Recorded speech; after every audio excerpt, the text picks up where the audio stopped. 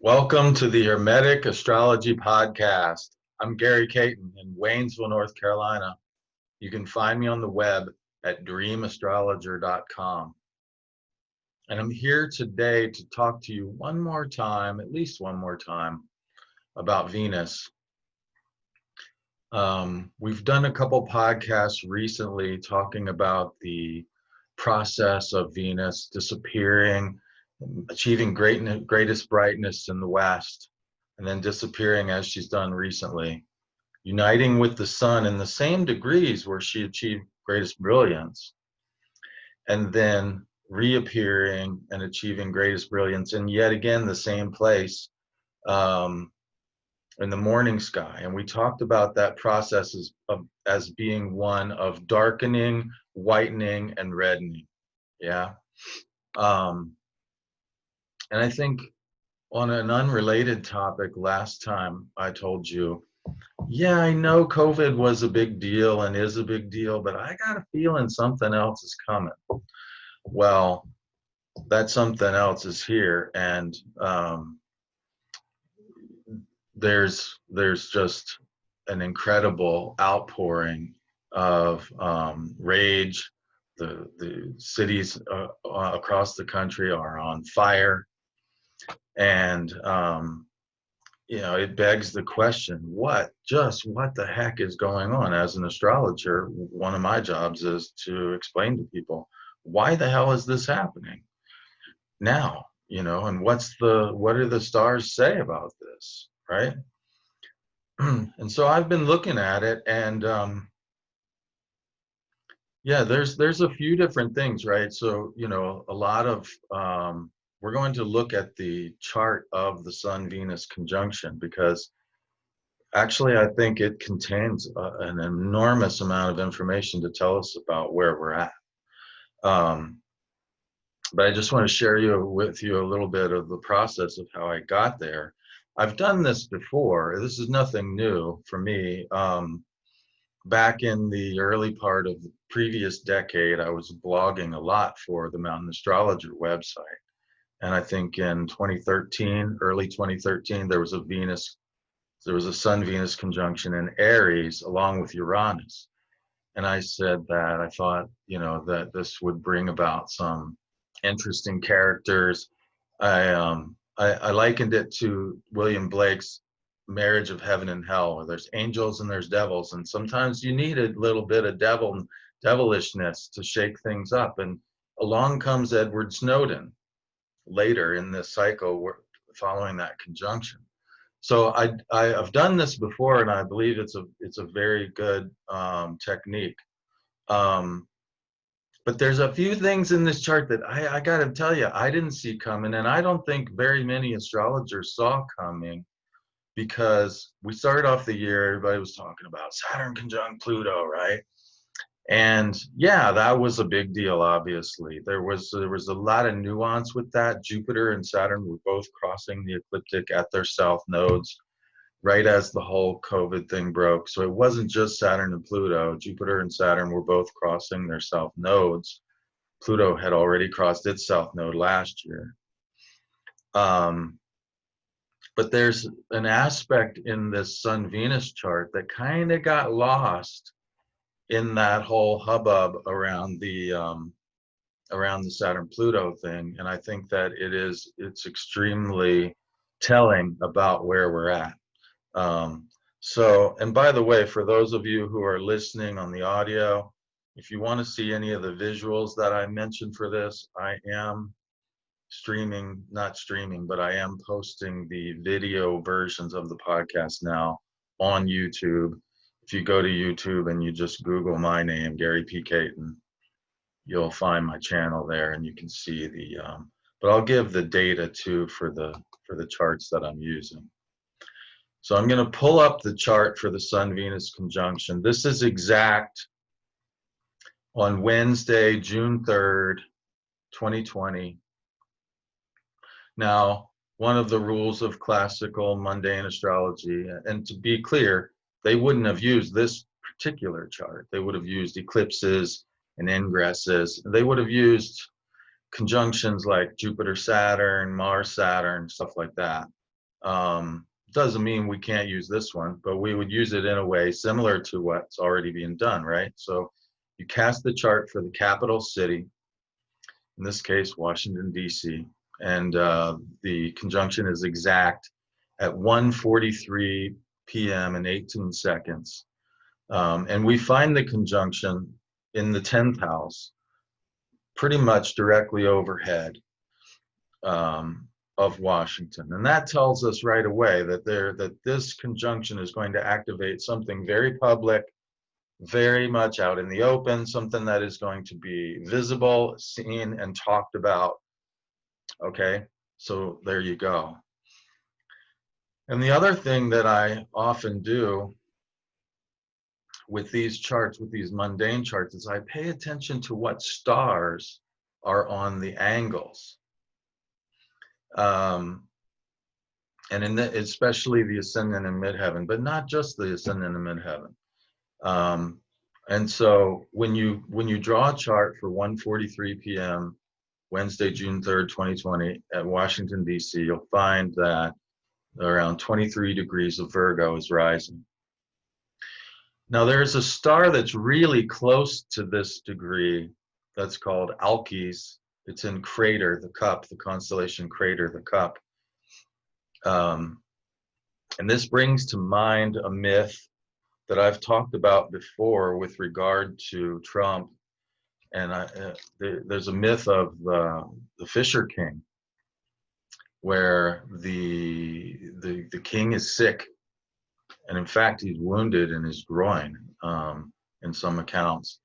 And the thing that heals him is that one of the knights goes in search of the Grail, but when they get to the Grail castle, they have to ask the right question. And the question is, whom does the Grail king serve? And the answer is, the Grail king serves God, or should. In other words, whom does the Grail serve? And the answer is that the Grail serves the Grail king, and the Grail king is God. The Grail serves a higher power. And when we become out of touch with that higher power, we become subject to a condition of dis-ease, right? And so we've talked about several times over the last podcast about, how Venus is going from the high to the low, remember? So there's this higher connection, and we talked about how Venus and Mercury are out of bounds, and there's this transcendent connection. So with us in our individual lives, we may still have that connection to that higher transcendent place. I'm not pointing fingers. And yet, as a kingdom, as a country, this seems to be saying that we've lost our way. We've lost our connection to a higher power, to a higher principle. And that the current situation is a result of that. When I see this symbol of the Grail and that myth comes up, and this is nothing new. This is nothing that I've not talked about before, but that's the general condition we find ourselves in, for the last several years. But the point is that when this star is rising over the eastern horizon, it's going to bring that to bear in a very poignant way, right? It's going to bring that condition to bear. It's going to really highlight that condition in a public way, right? Because the Sun-Venus conjunction is overhead. And then another star that's really close by here, within a couple degrees, is a star that is in the constellation of Leo. It's called Denebola. Whenever you see Deneb in front of a star's name, that means tail. And in this case, the tail of the lion. Now, this is very interesting for another reason, because, anytime you ask astrologers what the hell is going on, and that we happen to be in what's called eclipse season, they're going to say, well, it's eclipse season, right? And yeah, That's definitely part of what's going on. But when we find ourselves in eclipse season lately, we have to go back to what I see for now as the main eclipse that is sort of serving as the foundation of eclipse energy for this country. Because there was an eclipse that crossed from sea to shining sea, right? There was an eclipse that crossed the country back in 2017 on August 21st. And that eclipse is still active. I believe, in fact, there's another one. It crossed the country going diagonally, right, from like the Pacific Northwest down to the Southeast. And then in 2024, there's another one that's going to cross going the other way from the Northeast to the Southwest. And we're in this space between, bookended by these two eclipses that cross the country from coast to coast. And this eclipse is sort of the, it sort of the defines the one edge of this container that we find ourselves in. So that anytime we have eclipse season during this window, it's going to bring back up the energy of this eclipse. You see? And my read on this eclipse is pretty simple. As I said, when you cast these charts for the capital city and you look at the stars that are on the angles, okay? Now, a lot of people were like, oh, Regulus, you know, the king is going to be cast down. Well, yes, that's a generic interpretation. Regulus being the heart of the lion, Alpha Leo, that would suggest precisely that now we should say the establishment king is going to be taken off the throne, right? On the other hand, what star is on the midheaven?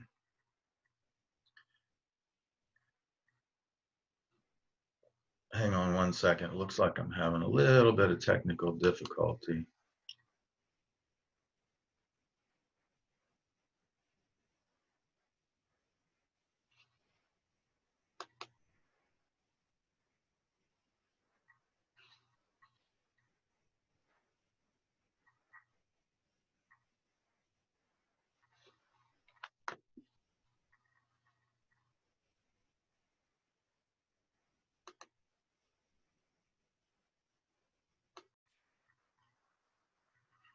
Okay, so as I said, the technique is to cast the chart for the capital city. And when we cast this eclipse of 21 August 2017 for Washington, D.C., what we find on the midheaven is the star Denebola. Now, if Regulus, Alpha Leo, the heart of the lion, represents the king, or we should say the establishment king, the party in power, as it were, right? Then Beta Leo, the star that is at the other end of the constellation, represents the anti-establishment, the party out of power, if you will. You see, they're antithetical to one another. And so some interpretations of this star, Denebola, have been being cast down, being cast out of power, etc., so that you have a similar, but in this case, Denebola is on the midheaven.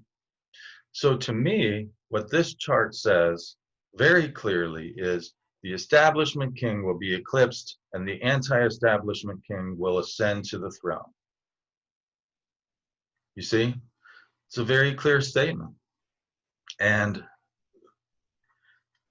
my take on that is that if the Democrats had run an anti-establishment candidate, they would have won, because the anti-establishment person was the one that was promised to be in power by this chart, you see? So this power of Denebola to bring the anti-establishment into very high visibility and to give them power on the midheaven, yeah, to give them the throne, is still here. It's not gone away, and it's going to be here until we get that other eclipse, the only one that has any chance of rivaling the power of this one, as it crossed this country from sea to shining sea. Until we get to that other one, this is the eclipse that is in charge of all eclipse energy, as far as I'm concerned. This is sort of the eclipse that's in the driver's seat. And it has this anti-establishment power. And so basically, the anti-establishment is having its moment in the sun for up until 2024, when we have this other eclipse, you see. And so if I pull this down for a second and put this chart of the Venus conjunction back up. So the fact that Denebola is rising over the eastern horizon as we have this Sun-Venus conjunction, it reignites, it reconnects to the energy of that eclipse from 2017, and it reestablishes the, but now notice, the ascendant by definition is something new is rising into visibility over the eastern horizon. So it's a new iteration of the same energy. We had an anti-establishment person take the throne. Now there's this new iteration of anti-establishment energy that's going to come into being, right? So there's that. And then it's really interesting. We have powerful stars on all four of the angles here. And so there's a lot to talk about with this chart. On the midheaven, we have the star El Nath, which is the star in the horn of the bull. Now remember, this is where Venus just recently stationed. And so if you go back a couple podcasts, we talked about that. We talked about the fact that Venus was going right by this star, and that she only goes by this star once every 8 years, because this is an out of bounds thing. And it's an unusual, this is an unusual conjunction, and she went right around the horn of the bull. Now, think about what horns represent. They represent a dangerous, penetrating object. And we've talked about that. That's what the retrograde is. The retrograde, especially of Venus, who is the planet closest to Earth, retrograde represents this penetration of the heart space of our system. Venus is closer to Earth than any other planet ever gets. She's well within this distance we call the astronomical unit, the center of our system, the Sun-Earth enclave. Venus is penetrating that. It's a very close connection. It stirs up some things very deep, very, you know, Venus is like a magnet. I often talk about that with people, where it draws you in, where it says, get the heck away from me. Right? That's what magnets do. It's like this attraction repulsion, right? Now, what's really fascinating to me, and I have to be careful about the language I use here. It's fascinating in a sort of geeky, technical sense. It's not fascinating to me in the literal sense. But if we go back to this diagram that I used, and so Venus curves around the horn of the bull. So there's this dangerous, aggressive energy that she's playing the matador. She's going right around the horn of the bull. And then she comes down, and notice that she comes down the horn of the bull and past this bright red star, Aldebaran, and stations here. She'll station direct here. Now up here is the Pleiades, which is the shoulder of the bull. So she's stationing somewhere between the horn and the shoulder, which is where? It's the neck, right? And this is where tragically and unconscionably that George Floyd was pinned to the ground by the officer and died. And this is when people said, no more. No more. We're not going to watch you assassinate our brothers on live TV, you know? And it's really interesting to me also that I saw a comment by Will Smith, and he said, you know, racism isn't getting worse, it's just being televised. And it's really interesting to me how, you know, a lot of people said that part of the genius of Martin Luther King was that he was able to stage these dramatic scenes that got captured on camera. And when people finally saw, they witnessed the inhumanity, they were like, no, man, no, no more. And, you know, you can't do that. And that's what we have here. But now it's the regular people who are walking around with these cameras. They're able to capture this stuff. And people, when you see it, it evokes this visceral feeling. It's horrific. And now the country's on fire, because this shit has gone on way too freaking long, right?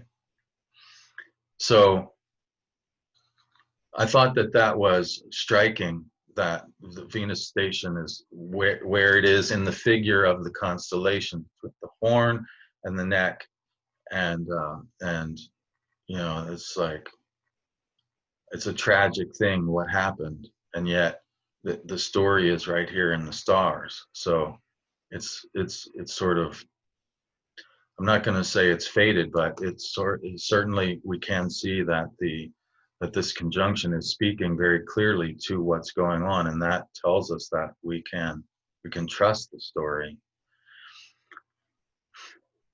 All right, I'm going to pause just for 1 second just to gather my thoughts. And I'm sorry if this is hard for anyone to hear, but I just feel like speaking plainly, you know, as an Aries, that's what I'm here for. All right, let's get back to the chart here, just for purpose of something to focus on.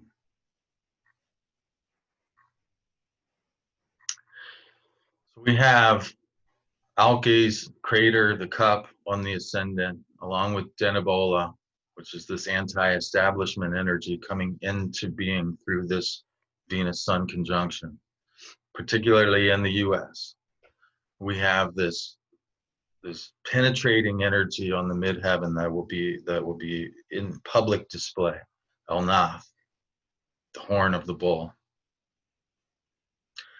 And then over here on the descendant, we have very closely conjunct the descendant within a degree. Partile conjunction is what that's called. It's in the same degree. We have Alpha Pegasus, Markab. This star is basically in the place where you would find the saddle horn if you were riding a horse.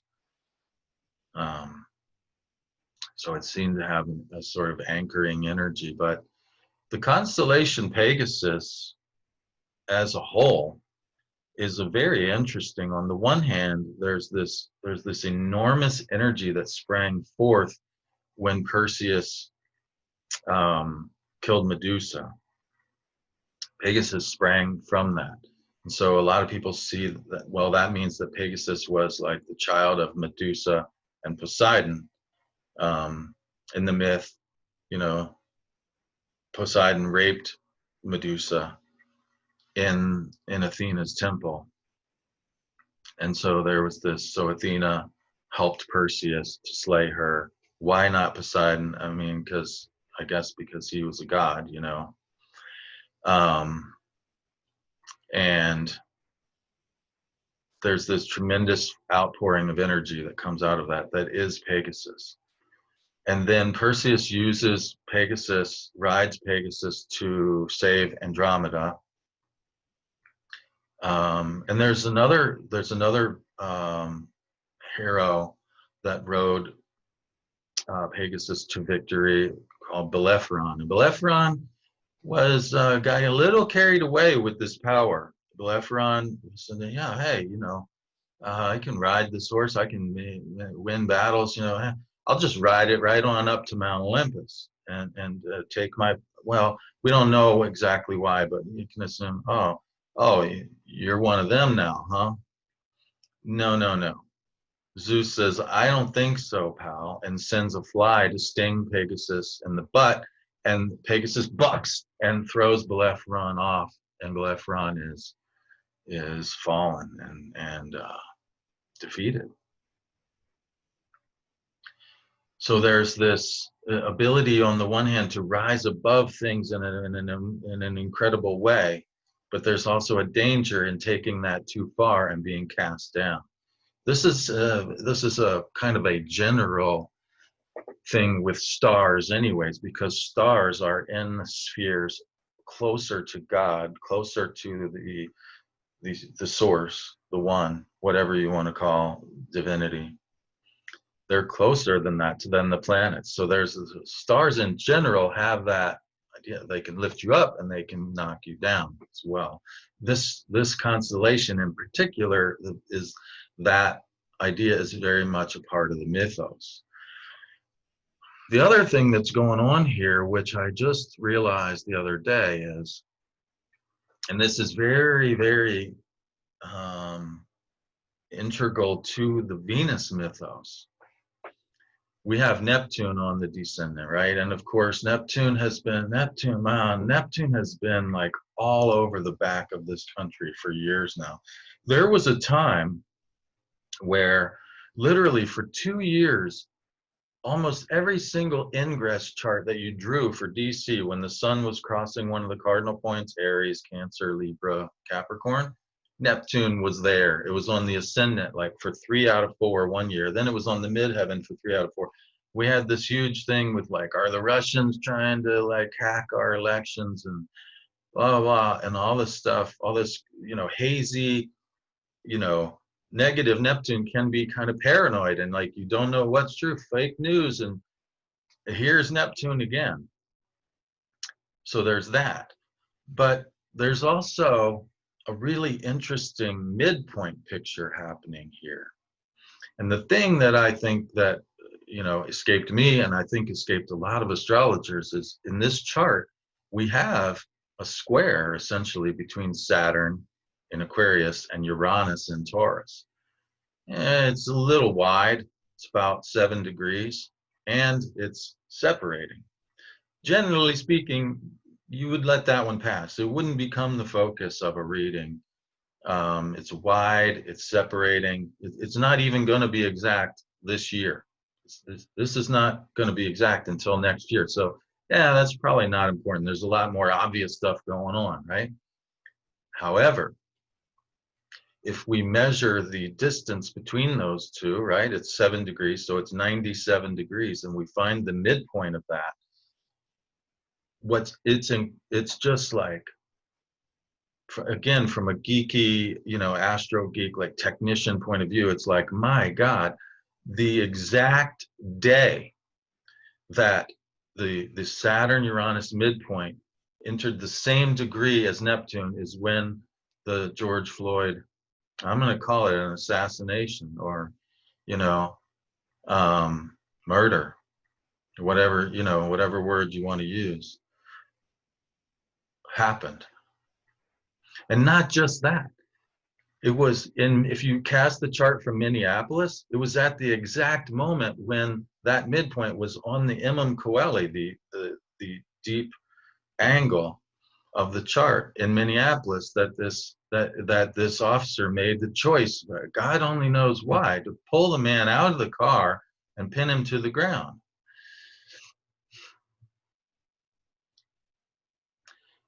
So there's this. Now, Saturn Uranus, that's, wow, that is archetypal bloody war.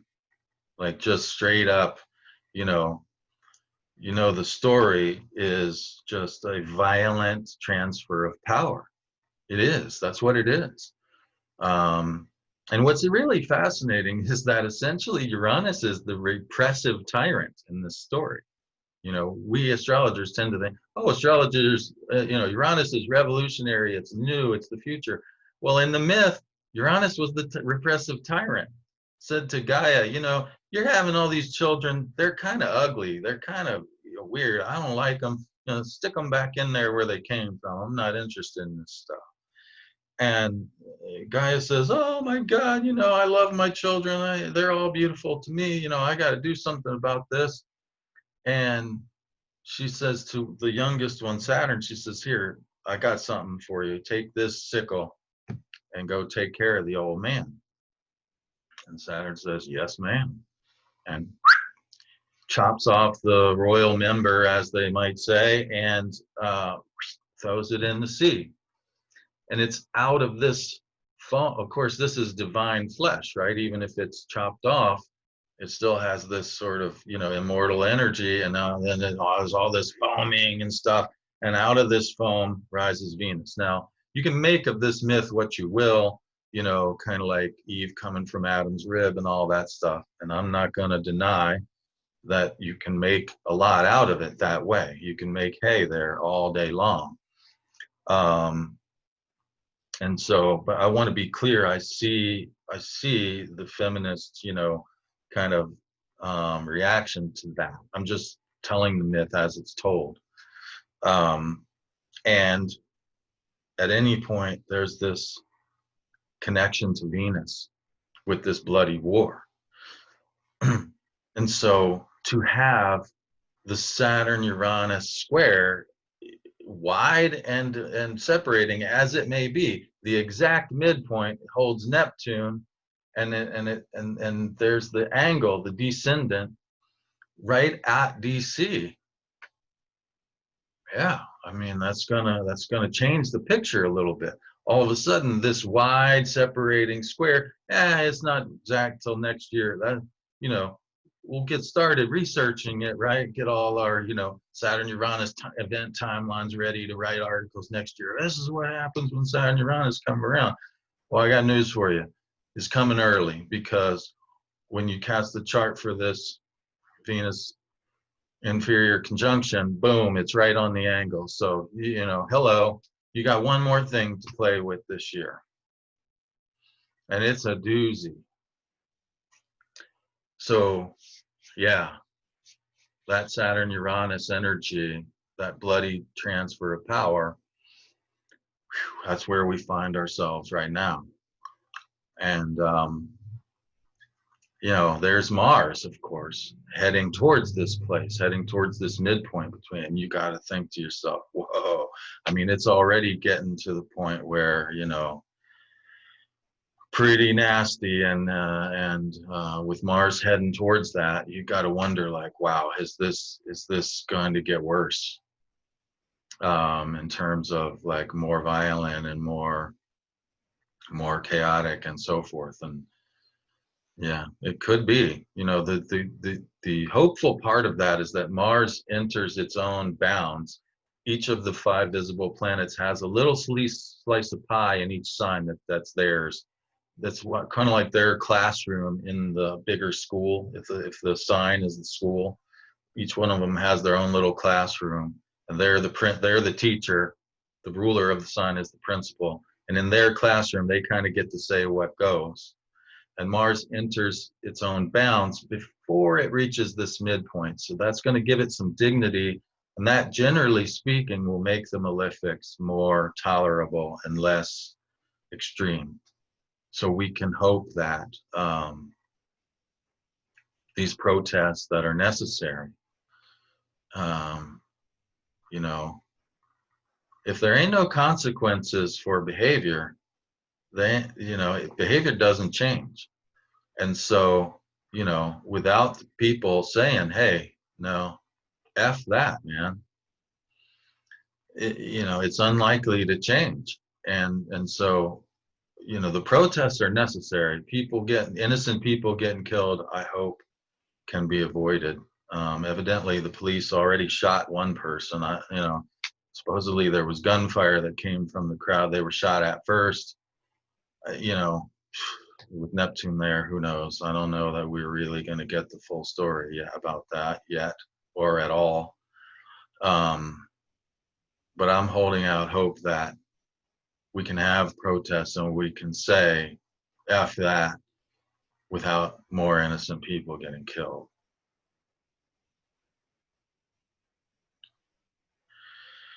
All right, I'm going to pause one more time.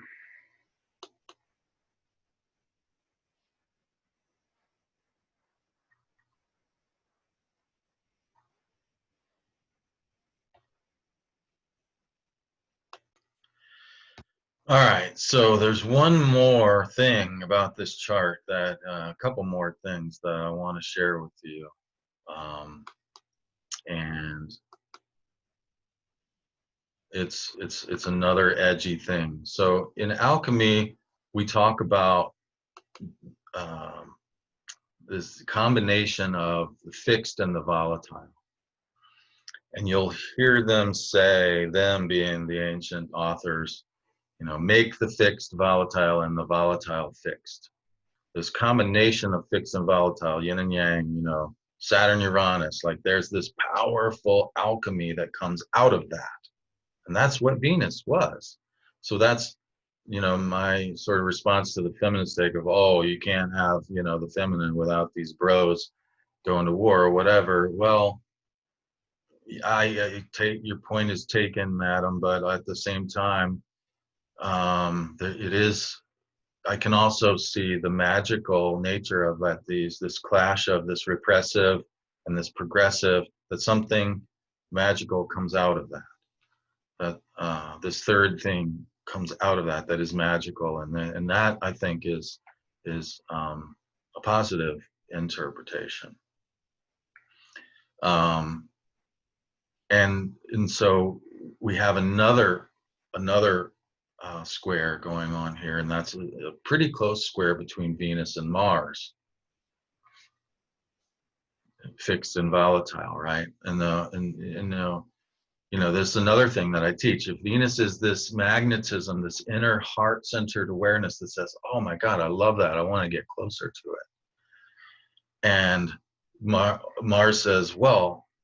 And this is within the same person, right? I'm not genderizing this. Mars says oh, that is desirable. Let me go out and get it, right? Or there's the opposite. The magnet works both ways. Oh man, that's not cool. Get away from me. And Mars says, oh, let me draw a boundary and defend that boundary, right? So they naturally work together that way already. So there's this fixed and volatile and they work together, and they happen to be in square in this chart. And the square in the Thema Mundi, which is the chart of the theoretical chart of the beginning of the world, you put the planets in their natural rulerships, right? Sun and Moon in Cancer, Sun in Leo, Mercury in Virgo, etc., right? Then you get Mars in Scorpio. Well, Mars in Scorpio is square to the Sun in Leo. So the relationships of the places of the other planets back to the lights defines the natures of the aspect. So the fact that Mars in Scorpio is square to the Sun in Leo makes the nature of the square martial. That is, it's dry and separative. Okay. And you can see this. I mean, I remember somebody posted a chart of this dude. He was like the first person to free climb one of those mountains out in California. Might have been Half Dome, might have been another one. But he made a movie about it. You probably know who I'm talking about. I can't remember the name right now, but somebody posted the chart and said, I'm surprised like there isn't more Mars. And I'm like, are you kidding me? There was a grand cross. And I'm like, Mars is all over that chart. It's in the aspects. And so, and the other thing is, in this chart, Mars is in what we call the superior position in this square, because Mars rises first. And this is something that I taught way back in 2015 when we had the first Sky Astrology conference. In your own chart, you have Venus and Mars in a relationship within their cycle. And from the conjunction of Venus and Mars until the opposition, the slower planet rises first. So if you're born after a Venus-Mars conjunction, but before an opposition, Mars will rise before Venus, and generally, and somewhat unconsciously, you will tend to act first, Mars, just do it. And then when you get done, say, did that work? Was it worth it? Do I feel good about what I did? Whereas if you were born after an opposition of Venus Mars and before the conjunction, Venus rises first, and you're going to tend to say, there's something that needs to be done here, but is there enough value there for me to go ahead and pull the trigger? Where's the real value? What's the most valuable thing I can do? So if I'm going to get Mars to, and again, I'm not saying that this is within one person. If I'm going to activate Mars and say, Mars, do blank, where's the most value I can get for that action, right? Venus values first, then acts. Mars acts and then values later. You see what I'm saying? In this chart, Mars is out front. Mars is saying, I'm going to act. I know what needs to be done. I'm going to do it. And, you can blame me or, thank me later. I see what needs to be done. I'm going to do it. So, yeah, so that's where we're at. And there's a series of 3 of these squares, in fact. So what we need to keep in mind is that this is part of a timeline too. The first square was in January, in late January. Okay, and then this square is second of 3 on June 2nd, and then there's another square in September. So you can look back, beyond the sociological part of this. Whenever I say that word sociological, I get such a clear picture of the very first class I took in Sociology 101 when I was at Virginia Tech. I get a picture of my teacher when I say that word in my head. It's just like, boom. It made such an impression on me because things that he said just stuck with me. He said the manifest reason for sending you kids to college is to educate you, but there's a couple other things going on that's not, you ain't going to hear them talk about, but they're part of the reason why you get sent to college. It keeps you out of the workforce, so it delays your entry into the workforce, and it gives the people who are already in the workforce a little bit of padding. B, it kind of ensures that you marry within your class. And that's the one that really got me, because I was like, wow, man, like this idea of this sort of this built-in mechanism in society to keep the power structure, to reinforce it. It's all over the place. It's in places you wouldn't even think to look for it, and so there's this sort of quality there with the sociological, but with the personal, you can look back and see, what was going on in my personal timeline with these events in late January. And then now I'm at another. Now, generally speaking, the first, when you have 3 like these, the first conjunction is the introduction of the problem or the experience. Like, this is what it's going to be about. And you're kind of like, wow. And, it's been, overwhelming maybe, or you don't know quite what to do with it. And you just, you're struggling maybe a little bit with the square, probably. The retrograde one is going to be like, okay, now that I know what this is about, I've worked with it a little bit. Now I need to sort through my inner feelings about all this, and of all the solutions that I've been trying, there's some that seem to work better than others. But what do I really want out of this? This is the valuing part. In other words, we've got this. Mars has said, it's time to act. But what do I really want out of this? I've got a friend, Samuel F. Reynolds. He's a good friend from a long time. We've been back and forth, many battles, I say, discussions, debates, whatever you want to call them. And so, you know, he'll say to me, Gary, what's your end game here, man? What are you after? Because when Mars just goes, you know, something needs to be done, I'm going to do it. Doesn't even necessarily think about the end game necessarily, just, you know. So you got to get back into that Venus a little bit and think about, okay, what do I really want here? And what's the most, you know, what's the best way maybe to see that come about? And then with the final conjunction, it's like, okay,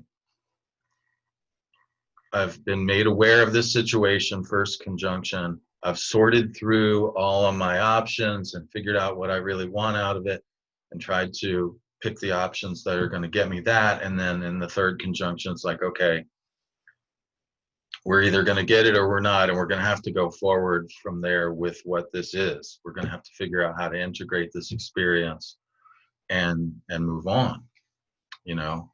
So that's where we find ourselves in the middle of three conjunctions there with, so, you know, now what's interesting about that is that it's not just Venus that's going to be square Mars in September. Saturn's going to be square Mars too. Saturn's going to be stationing in a square to Mars in September. So all this stuff that you see sociologically going on right now, it ain't even decided, man. So don't let anybody make you think that it is, because it ain't. There's a lot more to this story to come out, and September is going to be a turning point for it. So the other thing that I would recommend is to, you know, save a little, because this is a long process, and you don't want to burn out before it's really had its chance to do its full thing.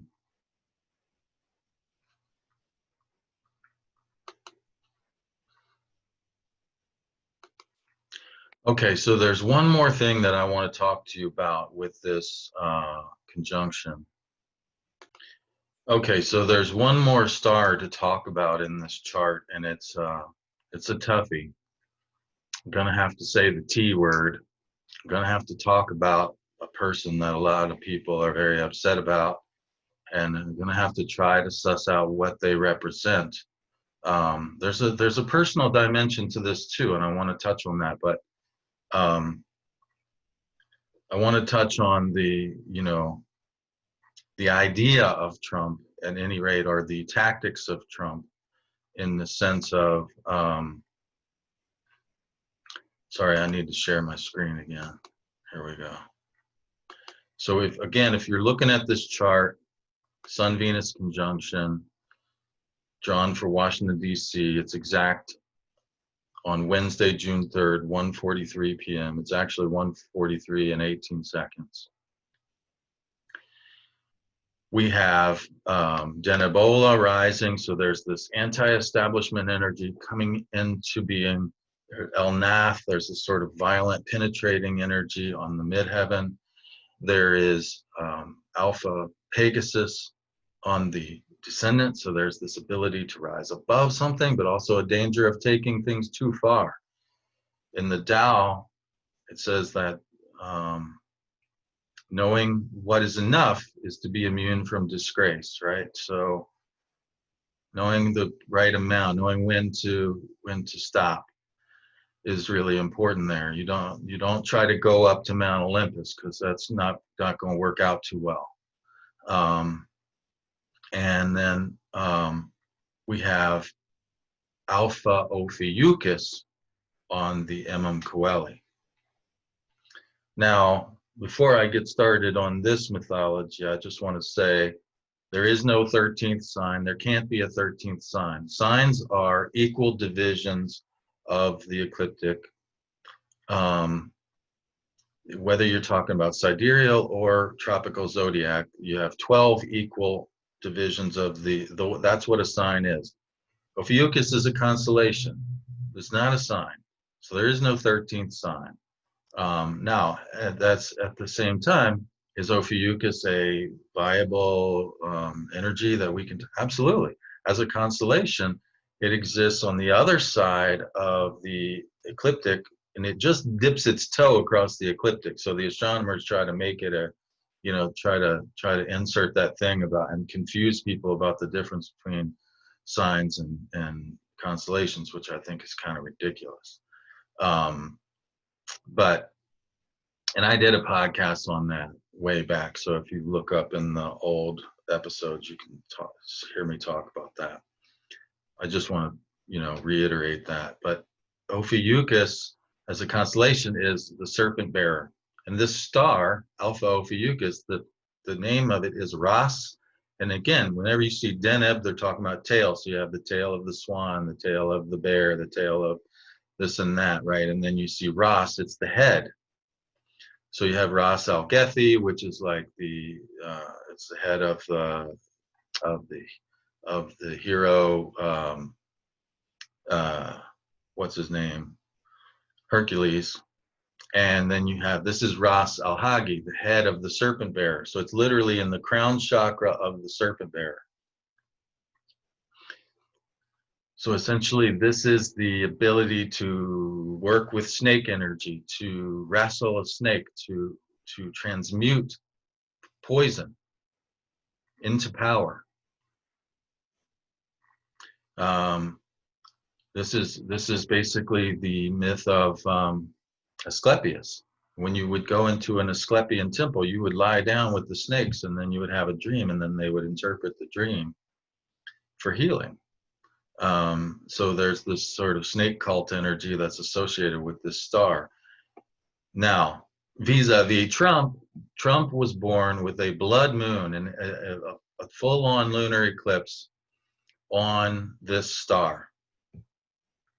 And so that's what I've said about Trump, is that what people don't recognize is that his sort of, again, whether you see it as a superpower or like, in the comic books, the villain, even the villains had special powers, right?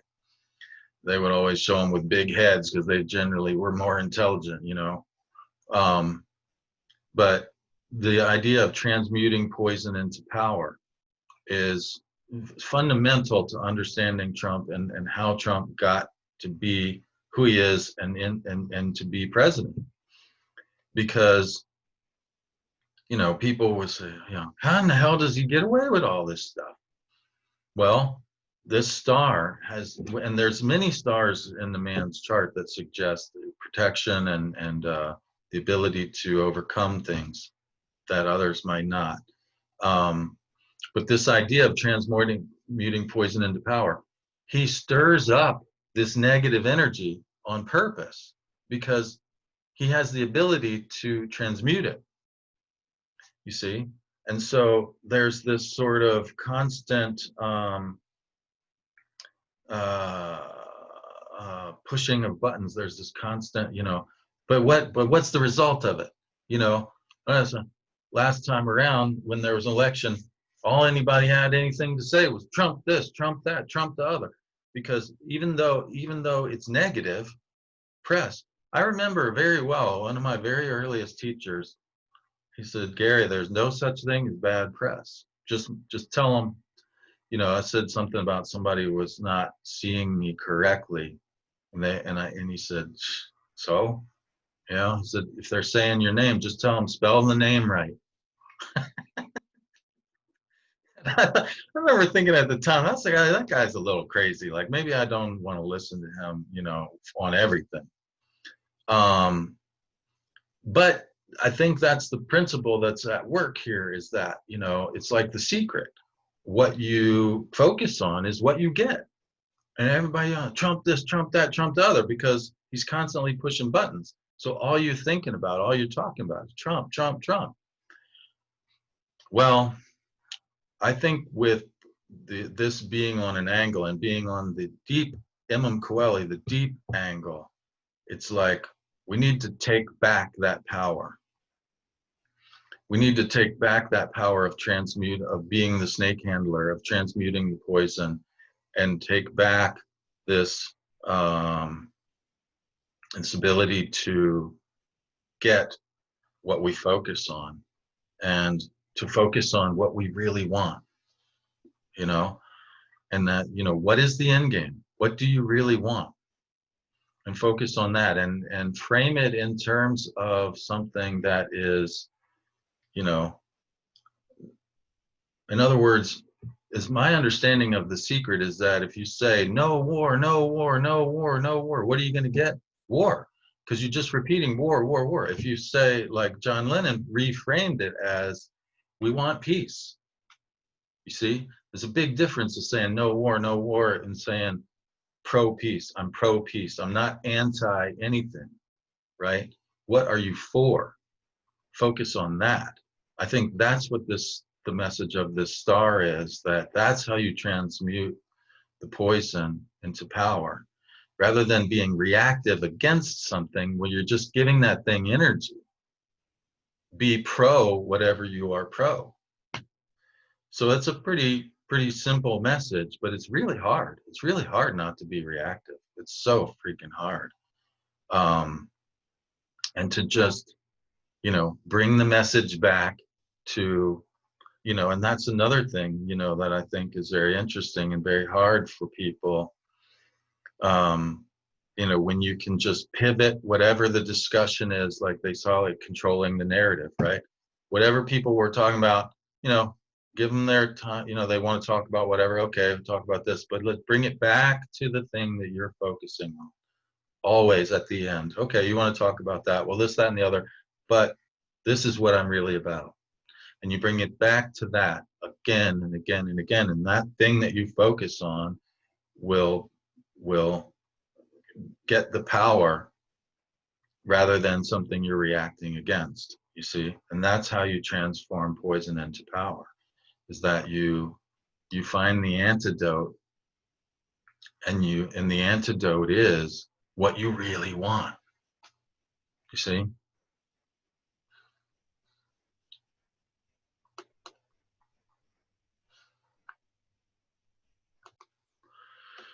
All right, well, that's probably quite enough for this time. That chart was just loaded with stuff to talk about. And so thanks for tuning in. Please remember to leave feedback. You can leave reviews on iTunes, or there's a place to leave a review on the Facebook page. Let me know in an email what you're thinking, what you want to hear about, what you like, what you don't. There's a premium program that you can check out on my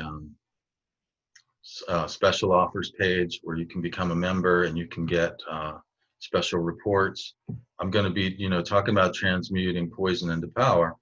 I've been out in the woods yesterday, and I found like tree after tree full of reishi mushrooms, these amazing bright orange, yellow, red, orange, yellow, little, it's like a little sunrise in miniature.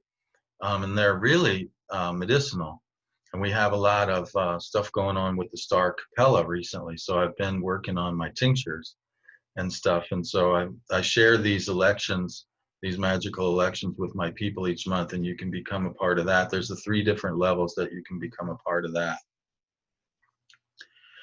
And yeah, and remember to subscribe, right, on whether it be on iTunes or whatever you're looking at. You know, we just passed we had more downloads last month than we've ever had. So I think I don't know what it is, if it's the quarantine or somehow, like, people are tuning in. So thank you to obviously there's new people out there that are listening, and thank you for being here. And I just want to share all the ways you can get more involved if you want, and keep tuning in. I'm going to do a lot of podcasts this month. There's a lot of stuff going on. And so whatever that record was last month, we're gonna knock it a couple notches further. We're gonna have a lot of downloads this month too. And yeah, thanks for being here.